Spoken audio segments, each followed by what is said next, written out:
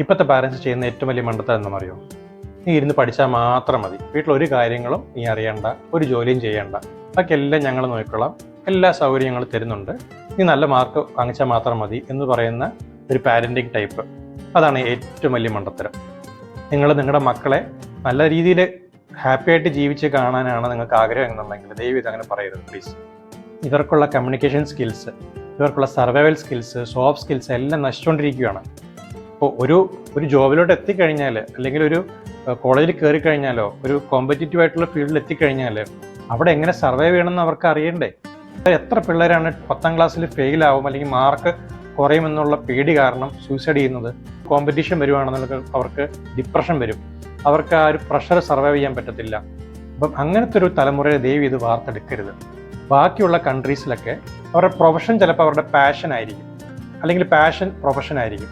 അതിന് പാരൻസ് ആണെങ്കിലും ടീച്ചേഴ്സ് ആണെങ്കിലും ഗവൺമെൻറ് ആണെങ്കിലും സപ്പോർട്ടാണ്. ഇവിടെ എങ്ങനെയാണെന്ന് വെച്ച് കഴിഞ്ഞാൽ ഒരു മെയിൻ സ്ട്രീം ഓഫ് ഒരു പ്രൊഫഷൻ ഉണ്ട്, അതിലോട്ട് കയറിയാൽ മാത്രമേ നമുക്ക് രക്ഷപ്പെടാൻ പറ്റുള്ളൂ. നിന്റെ ഫ്രണ്ട്സ് MBBS-നാണല്ലോ കയറിയത്, അല്ലെങ്കിൽ എഞ്ചിനീയറിംഗിലാണല്ലോ കയറിയത്, IIT-യിലാണല്ലോ കയറിയത്, അപ്പോൾ നീയും അത് തന്നെ ചെയ്താൽ മതി. നീയും അത് കോമ്പറ്റീഷനായിട്ട് എടുക്കണം, നീയും ആ ഒരു ഫീൽഡിലോട്ട് എത്തുക, നീ ഇരുന്ന് പഠിക്കുക എന്ന് പറഞ്ഞ് താല്പര്യമില്ലാത്ത ഒരു പ്രൊഫഷനിലോട്ടും ഒരു സ്ട്രീമിലോട്ടും കുട്ടികളെ ഒരിക്കലും തള്ളിവിടരുത്. അവർ നല്ലൊരു ആർട്ടിസ്റ്റ് ആയിരിക്കും, നല്ലൊരു ഡാൻസർ ആയിരിക്കും, നല്ലൊരു സിംഗർ ആയിരിക്കും, ഇനിയല്ല നല്ലൊരു സ്പോർട്സ് പേഴ്സൺ ആയിരിക്കും. ഇതിനൊക്കെ ചെറുപ്പം മുതലേ അവരുടെ വാസനകൾ അറിഞ്ഞതിന് ശേഷം അവരെ അതിലോട്ട് കോൺസെൻട്രേറ്റ് ചെയ്യാൻ ഹെൽപ്പ് ചെയ്യുക. അപ്പോൾ പറയും ട്യൂഷനുണ്ട്, ആഴ്ചയിൽ 5 ദിവസവും മാത്സ് ട്യൂഷനുണ്ട്, പിന്നെ 2 ദിവസം ഫിസിക്സ് ട്യൂഷനുണ്ട്, സൺഡേ ഹാഫ് ഡേ ക്ലാസ്സസ് ഉണ്ട്. ഇതൊക്കെ ആ കുട്ടീനെ നല്ലൊരു അക്കാഡമിക്കലി ഒരു സ്കില്ല് ഡെവലപ്പ് ചെയ്യാനും കരിയർ ഡെവലപ്പ് ചെയ്യാനൊക്കെ ഹെൽപ്പ് ചെയ്യും. പക്ഷെ അതിൽ സർവൈവ് ചെയ്യാനോ ഒരിക്കലും ഹെൽപ്പ് ചെയ്യത്തില്ല. അത് ഡെവലപ്പ് ചെയ്യണമെന്നുണ്ടെങ്കിൽ ബാക്കിയുള്ള ആക്ടിവിറ്റീസിലൊക്കെ ഇൻഡൾജ് ചെയ്താലേ പറ്റുള്ളൂ. ഇല്ലെങ്കിൽ വാശിയും വൈരാഗ്യവും ഈഗോയും സെൽഫിഷ്നെസ് ഒക്കെ ഡെവലപ്പ് ചെയ്യുന്നല്ലാതെ ഈ കുട്ടീനെ സർവൈവ് ചെയ്യാനോ ലൈഫിൽ ഹാപ്പി ആയിട്ട് ജീവിതം മുന്നോട്ട് കൊണ്ടുപോകാനോ ഒരിക്കലും ആ കുട്ടീനെ പഠിപ്പിക്കത്തില്ല.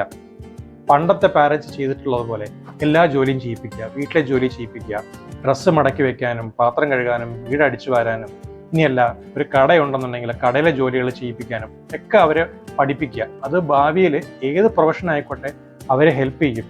പാരൻസ് കുട്ടികളായിട്ട് സംസാരിക്കുന്ന സമയം വളരെ വളരെ കുറഞ്ഞിരിക്കുന്നതായിട്ടാണ് ഇപ്പോഴത്തെ പഠനങ്ങൾ കാണുന്നത്. ഇതൊക്കെ നെഗറ്റീവായിട്ട് ഇമ്പാക്റ്റ് ഉണ്ടാക്കും. പാരൻസ് അവരുടെ ലൈഫ് എക്സ്പീരിയൻസ് ഷെയർ ചെയ്യണം. ലൈഫിൽ പഠിത്തം മാത്രമല്ല വേറെ കുറേ കാര്യങ്ങളുണ്ട് എന്നുള്ളത് അവർക്ക് പറഞ്ഞ് മനസ്സിലാക്കിപ്പിക്കണം. എന്നാൽ മാത്രമേ വൺസ് ഒരു ഹാർഡ് സിറ്റുവേഷൻ വന്നാലും അവർക്കത് സർവൈവ് ചെയ്യാനുള്ള കരുത്തും അറിവും ഉണ്ടാവത്തുള്ളൂ.